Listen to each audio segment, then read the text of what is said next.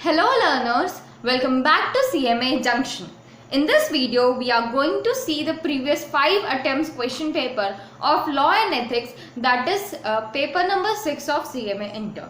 So accordingly, जब हम 5 attempts के क्वेश्चन पेपर देखेंगे उसी के हिसाब से हम एनालाइज करेंगे कि जून 20 का एग्जाम जो जुलाई 20 से होने वाला है, 20 जुलाई 2020 में जो होने वाला है, उस पे आपके किस टाइप के क्वेश्चंस आ सकते हैं और किस किस चैप्टर से आप कितने मार्क्स के क्वेश्चंस एक्सपेक्ट कर सकते हैं कि आएंगे. सो फर्स्ट ऑफ ऑल हम स्टार्ट कर रहे हैं with section number A, that is commercial laws. Commercial laws में सबसे इम्पॉर्टेंट चैप्टर, और जो हमने अगर आपने फाउंडेशन किए होंगे उनको सबको पता होगा कि इंडियन कॉन्ट्रैक्ट एक्ट जो चैप्टर है वो कितना ईजी है. सो ये जो चैप्टर है एज आपने फाउंडेशन में भी पढ़ रखा है, उससे थोड़ा बहुत ही एक्स्ट्रा यहाँ पे दिया हुआ है. सो इसका अगर आप परसेंटेज देखें तो अप्रॉक्सीमेटली 20 मार्क्स तक के क्वेश्चंस तो हर बार इसमें से आ ही रहे हैं. तो इंडियन कॉन्ट्रैक्ट एक्ट आप बोल सकते हैं कि बहुत इंपॉर्टेंट टॉपिक है और इजी भी है हमारे लिए कवर करना, एज हमने फाउंडेशन में भी पढ़ रखा है. सो ये हमारा पूरा आप मान सकते हैं. पिछले अटेम्प्ट में अगर आप देखें तो ये 26 मार्क्स का आया था, लेकिन नॉर्मली हम 20 मार्क्स तक का इससे एक्सपेक्ट कर सकते हैं. नेक्स्ट आ रहा है हमारे पास सेल ऑफ गुड्स एक्ट, जिसको अगर देखा जाए तो दिसंबर 19 में इससे रिलेटेड क्वेश्चंस ही नहीं आए थे. सो ये थोड़ा कॉम्प्लिकेटेड हो जाता है हमारे लिए कि हमको पढ़ना चाहिए कि नहीं पढ़ना चाहिए. सो अगर आप ऐसे देखें कि एक अटेम्प्ट में आया फिर नहीं आया फिर आया फिर नहीं आया, तो इस अटेम्प्ट में दैट इज जो आपका जुलाई में होने वाला है उसमें आने के चांसेस आपके सेल ऑफ गुड्स के बढ़ जाते हैं. और क्वेश्चन इसके ज़्यादा मार्क्स के नहीं होंगे, आपके 10 मार्क्स तक के क्वेश्चंस आप सेल ऑफ गुड्स एक्ट से एक्सपेक्ट कर सकते हैं. नेक्स्ट हमारे पास आ रहा है नेगोशिएबल इंस्ट्रूमेंट एक्ट. पिछले 4 अटेम्प्ट से तो आ रहा था, लेकिन 5th अटेम्प्ट दैट इज दिसंबर 19 में क्वेश्चन नहीं आया. सो इसके चांसेस आगे आने के आप एक्सपेक्ट भी कर सकते हो और नहीं भी हो सकता है. तो ये थोड़ा फ्लक्चुएटिंग है, दोनों आएगा कि नहीं आएगा हम अभी से एक्सपेक्ट नहीं कर सकते, लेकिन पढ़ना इंपॉर्टेंट है. ऊपर ऊपर से देख जरूर लीजिएगा. नेक्स्ट आ रहा है इंडियन पार्टनरशिप एक्ट, ऐसा चैप्टर जिससे क्वेश्चंस आ ही नहीं रहे. अगर आप देखें तो पूरे के पूरे 5 अटेम्प्ट्स में पूरा प्लेन है, कोई भी क्वेश्चंस यहाँ पे अवेलेबल नहीं है. तो हम बोल सकते हैं कि इसको ज़्यादा इंपॉर्टेंस देने की आपको ज़रूरत नहीं है. आप इससे ज़्यादा लिमिटेड लाइबिलिटी को दें क्योंकि ये नया एडेड है. सो ये आपके लिए ज़्यादा इंपॉर्टेंस रख सकता है ऑन एग्जाम्स. नेक्स्ट हमारे पास आ रहा है इंडस्ट्रियल लॉज. अगर आप इन टोटल यहाँ पे देखें तो हमारा जो ये टोटल आ रहा है सेक्शन नंबर ए से, ये आपका अप्रॉक्सीमेटली 30 मार्क्स तक के क्वेश्चन आप सेक्शन ए से एक्सपेक्ट कर सकते हैं, जिसमें सबसे ज़्यादा वेटेज इंडियन कॉन्ट्रैक्ट एक्ट को दिया गया है. 20 मार्क्स तक के क्वेश्चन आपके इंडियन कॉन्ट्रैक्ट एक्ट से ही आ रहे हैं. सो इंडियन कॉन्ट्रैक्ट एक्ट तो एकदम अच्छे से करके जाना है आपको. नेक्स्ट हमारे पास है section number B, that is industrial laws. Industrial laws में हमारे पास आ रहा है सबसे पहले फैक्ट्रीज एक्ट. फैक्ट्रीज एक्ट अगर आप देखें बाकी सारे चैप्टर्स में से सबसे ज़्यादा इंपॉर्टेंट फैक्ट्रीज एक्ट है, क्योंकि फैक्ट्रीज एक्ट से क्वेश्चन ज़्यादा आ रहे हैं, ज़्यादा अटेम्प्ट्स में आपको इसके क्वेश्चन दिखेंगे और ज़्यादा कंपेरेटिवली ज़्यादा मार्क्स के भी यहाँ से आ रहे हैं. सो फैक्ट्रीज एक्ट को एकदम अच्छे से कर लीजिएगा क्योंकि उसके आने के क्वेश्चन ज़्यादा आपके चांसेस हैं. नेक्स्ट है पेमेंट ऑफ ग्रेट्युटी एक्ट. सो पिछले अटेम्प्ट में नहीं आया था, लेकिन अब जो आपका जून 20 वाला अटेम्प्ट जो जुलाई में हो रहा है उसमें आने के चांसेस ज़्यादा हैं एज कम्पेयर टू आपके बाकी सारे चैप्टर्स. ठीक है, क्योंकि देखिए यहाँ पे आपका 2 बार आया है तो अब आगे के जानने के चांसेस बढ़ जाते हैं, क्योंकि यहाँ पे भी आपका एक गैप रहा है. नेक्स्ट एम्प्लॉय प्रोविडेंट फंड अभी तक एक बार भी नहीं आया है, लेकिन आज न्यू चैप्टर है तो मैं आपको ये एडवाइस करूंगी कि आप इसको ज़रूर पढ़ के जाएं. चांसेस आने के अभी भी ज़्यादा हैं. मैंने पहले भी बोला था आपको जब दिसंबर 19 के लिए हम पेपर एनालिसिस कर रहे थे, पर नहीं आया उस टाइम, तो इस टाइम आ सकता है. सो प्लीज़ इसको अच्छे से करके जाइएगा. नेक्स्ट है हमारे पास एम्प्लॉय स्टेट इंश्योरेंस एक्ट. इससे आपके अगर आप देखें तो यहाँ पे दैट इज हमारा जो जून 20 का अटेम्प्ट होने वाला है उसमें आने के चांसेस थोड़े कम हैं, पर फिर भी आप एक बार अच्छे से पढ़ लीजिएगा. अगर आता है तो 5 मार्क्स वाले जो क्वेश्चन थे उसमें आने के चांसेस इसके ज़्यादा है.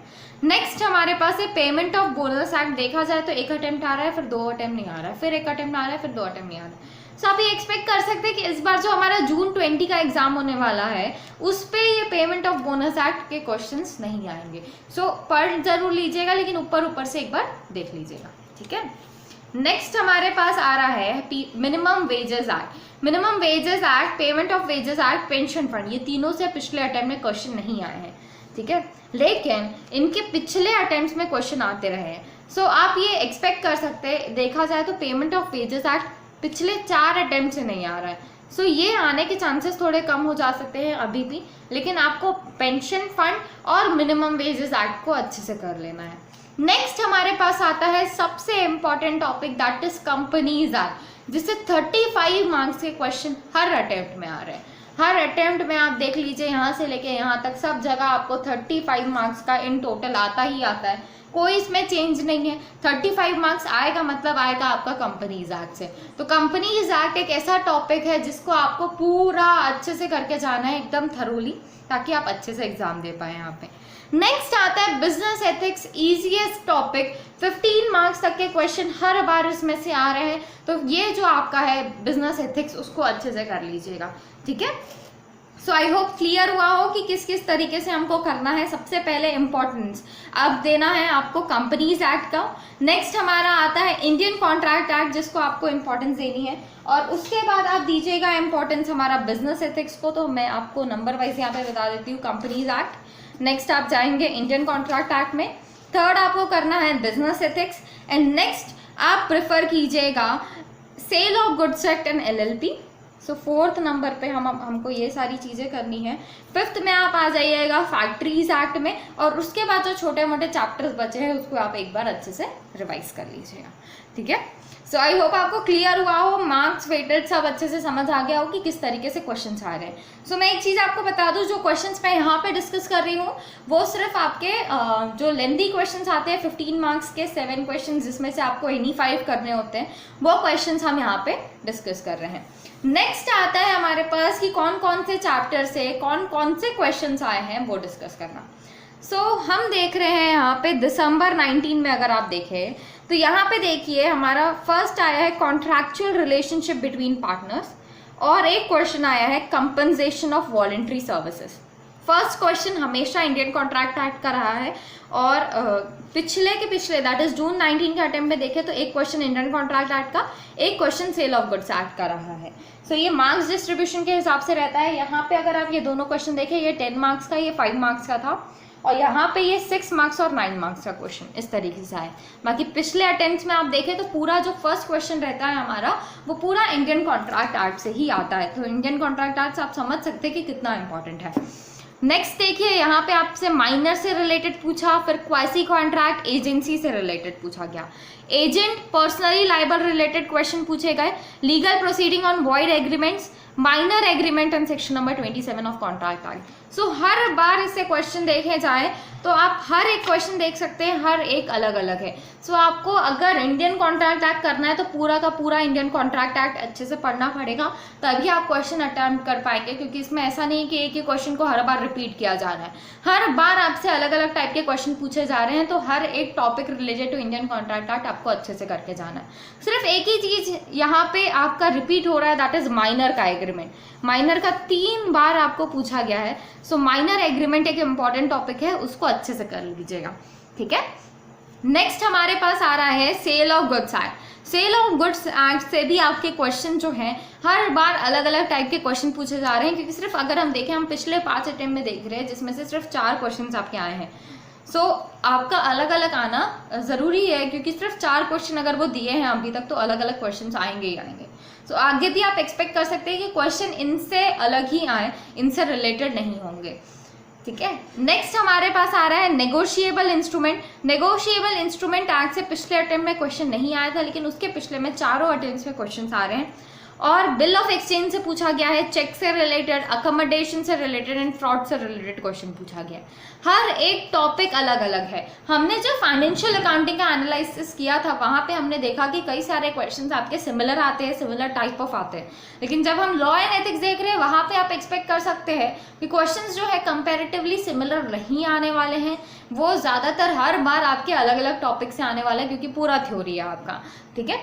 सो नेक्स्ट हमारे पास आ रहा है इंडियन पार्टनरशिप एक्ट, जिससे मैंने बताया कि अभी तक एक बार भी क्वेश्चन नहीं आया है, तो आगे भी इसके आने के चांसेस बहुत कम हो जा रहे हैं। नेक्स्ट लिमिटेड लायबिलिटी पार्टनरशिप, ये जो है ये आपके आगे भी कंटिन्यू हो सकता है, आगे के अटेम्प्ट्स में भी आपको ये मिल सकते हैं इससे रिलेटेड क्वेश्चंस हर बार आपको अलग अलग मिल रहे हैं। यहाँ पे conversion from private limited company to LLP पूछा गया, तो यहाँ पे आपको पूछा गया LLP shift office from one state to another. So questions जो हैं वो अलग अलग आ रहे हैं। पूरा हमने सेक्शन नंबर ए देख लिया। क्वेश्चंस जो हैं आपके हर बार अलग आ रहे हैं एक्सेप्ट माइनर का क्वेश्चन 3 बार पूछा गया, तो उसको आपको अच्छे से करके जाना है। नेक्स्ट आ रहा है हमारे पास section number B, that is industrial laws. Industrial laws में हमारे पास है फैक्ट्रीज एक्ट सबसे पहले। सो फैक्ट्रीज एक्ट को पूरा आपको अच्छे से पढ़ लेना है, क्योंकि आप लॉ में एक्सपेक्ट नहीं कर सकते कि क्वेश्चन आपको हर बार सिमिलर पूछा जाएगा, हर बार अलग अलग क्वेश्चन ही आएंगे। सो फैक्ट्रीज एक्ट को आपको अच्छे से पढ़ना है।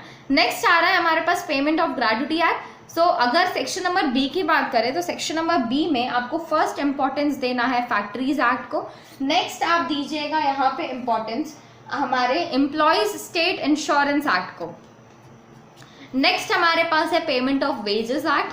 एंड इसके बाद अगर आप देखें नेक्स्ट हमने कवर किया है बाकी सारे जो बचे हुए चैप्टर्स हैं उनको आपको इंपॉर्टेंस देनी है। एम्प्लॉय प्रोविडेंट फंड से अभी तक क्वेश्चन नहीं आया है, लेकिन आगे आने के चांसेस हैं। एज नया चैप्टर इंट्रोड्यूस हुआ है तो इससे क्वेश्चन आ सकते हैं आपको। पेमेंट ऑफ बोनस एक्ट से पिछले 3 अटेम्प्ट में क्वेश्चन नहीं आया, लेकिन यहाँ पे क्वेश्चन आया है। सो आप एक्सपेक्ट कर सकते हैं कि आगे इसके क्वेश्चन आपको मिल सकते हैं। नेक्स्ट हम चल रहे हैं, नेक्स्ट टॉपिक हमारे पास आ रहा है section number C, that is corporate law. So corporate law में आपको कुछ क्वेश्चंस ऐसे हैं जो कि मिल सकते हैं कंपैरेटिवली, जो कि रिपीट हो रहे हैं। सो कौन कौन से क्वेश्चंस यहाँ पे रिपीट हो रहे हैं? सबसे पहले तो disqualification of for appointment as director के क्वेश्चन, ठीक है। नेक्स्ट हमारा जो रिपीट हुआ है वो डिफरेंट ड्यूटीज ऑफ डायरेक्टर यहाँ पे रिपीट हुआ है। तो ये 2 क्वेश्चन है जो कि यहाँ पे रिपीट हुए हैं। साथ साथ जो 5 मार्क्स के लास्ट में क्वेश्चन आते हैं उसमें डायरेक्टर आइडेंटिफिकेशन नंबर आपको 2 बार पूछा गया है। बाकी सारे क्वेश्चंस आपके रिपीटेटिव नहीं है, आप पूरा देख सकते हैं। सारे क्वेश्चंस हमारे अलग अलग पूछे गए। सो जो टॉपिक आपको यहाँ पे अच्छे से कर लेना है वो है different duties of director, disqualification and director identification number. बाकी जो आपके पिछले अटेम्प्ट में क्वेश्चन आ चुके हैं उनको भी एक बार अच्छे से कर लीजिएगा, ताकि आपको एज क्वेश्चंस रिपीट हो रहे हैं रिलेटेड टू डायरेक्टर्स, तो रिपीटेटिव क्वेश्चंस को आप कर लेंगे तो आपको अच्छे से वहाँ पे क्वेश्चंस करते बनेगा, ठीक है। तो 2 क्वेश्चन नॉर्मल कंपनी से रिलेटेड आता है और 2 क्वेश्चन हमारा जो डायरेक्टर वाला पार्ट है उससे रिलेटेड आता है। और आखिरी में आपका 5 मार्क्स का जो क्वेश्चन होता है उसमें से रिलेटेड किसी भी टॉपिक से वो क्वेश्चन पूछ रहे हैं। नेक्स्ट हमारे पास आ रहा है बिजनेस एथिक्स। सो बिजनेस एथिक्स जो है वो चैप्टर ही बहुत छोटा सा है। सो मैं आपको बोलूँगी कि ये पूरा चैप्टर पढ़ लीजिए, क्योंकि हमारा लॉ में से आपको कहीं से भी क्वेश्चंस पूछे जा सकते हैं। सो आई होप आपको पूरा एनालिसिस क्लियर हुआ हो। आप ये एक्सपेक्ट कर सकते हैं कि क्वेश्चन आपके ज़्यादा रिपीटेटिव नहीं होने वाले हैं लॉ एंड एथिक्स में, पर आपके जो क्वेश्चंस पहले आ चुके हैं उनको अगर आप रिवाइज कर लेंगे तो आपको ज़्यादा कॉन्फिडेंस रहेगा एग्जाम पे लिखने का। सो एक बार हम क्वेश्चन पेपर भी देख लेते हैं दिसंबर 2019 का लॉ एंड एथिक्स का, ताकि आपको पैटर्न पता चल जाए कि किस टाइप से हमारे क्वेश्चन पेपर होने वाला है। सो सबसे पहले हमारा सेक्शन नंबर ए आ रहा है, जिसमें आपके 1 मार्क्स क्वेश्चन 10 है, जो कि मल्टीपल चॉइस है। आपको take the correct answer type के क्वेश्चंस को करना है।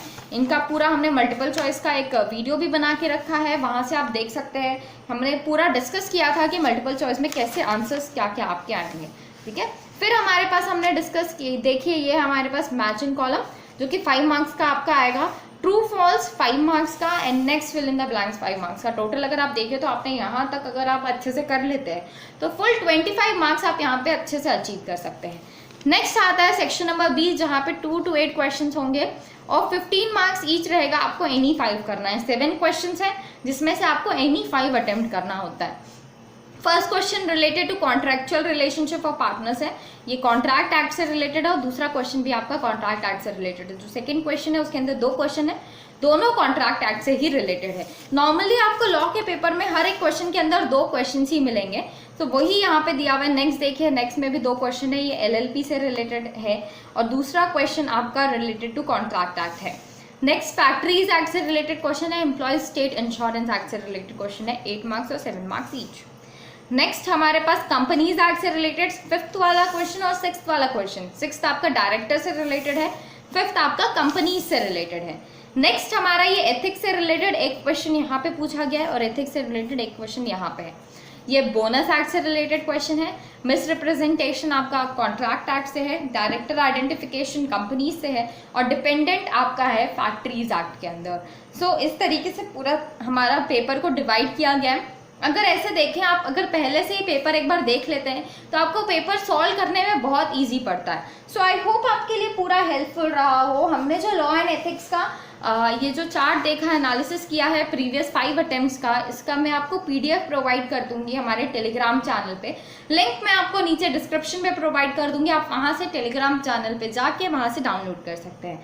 सो आई होप आपको ये वीडियो हेल्पफुल लगा हो। नॉर्मली हमको अगर हम एनालिसिस देख लेते हैं तो हमको ये समझ आ जाता है कि हमको क्वेश्चंस किस तरह से करने हैं, किस तरह से उस पर्टिकुलर चैप्टर को हमको पढ़ना होगा। सो आई होप ये वीडियो आपको हेल्पफुल लगा हो। अगर वीडियो हेल्पफुल लगा है सो प्लीज वीडियो को लाइक कीजिए, शेयर कीजिए, सब्सक्राइब कीजिए and don't forget to press that bell icon to get more updates. So that's it, see you all in the next video.